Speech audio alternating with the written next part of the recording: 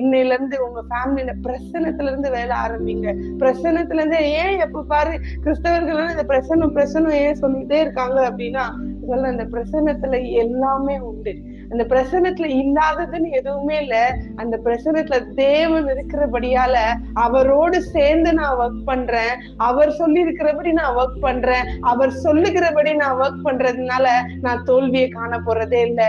ஆமென். எத்தனை பேர் சொல்றீங்க, இனி என் வாழ்க்கையில நான் செய்யறது எல்லாமே அவருடைய பிரசன்னத்துல இருந்து செய்யறேன், எனக்கு எல்லாமே வெற்றி மட்டும்தான். ஆமென். நான் ஆசீர்வாதமா ஒருவேளை இல்லைங்க, நான் எல்லாத்தையும் கரெக்டா பண்றேன், நான் ப்ரேயர் பண்றேன், டைம்க்கு ப்ரேயர் பண்றேன், டைம்க்கு வர்ஷிப் பண்றேன், டைம் சர்ச்சுக்கு போயிடுறேன், தசம எல்லாமே நான் கரெக்டா டிசிப்ளின்டா இருக்கேன். ஆனா என் லைஃப்ல பிளெஸிங்க மட்டும் என்னால பார்க்க முடியலன்னு சொன்னீங்கன்னா நான் சொல்றேன், டிசிப்ளின்ல இருக்கிறது எந்த அளவுக்கு முக்கியமோ அதே அளவுக்கு பிரசன்னத்துல இருக்கிறது தான் முக்கியம். நீங்க பிரசன்னத்துல இருந்தாதான் உங்களுக்கு ஆசீர்வாதம் வரும்.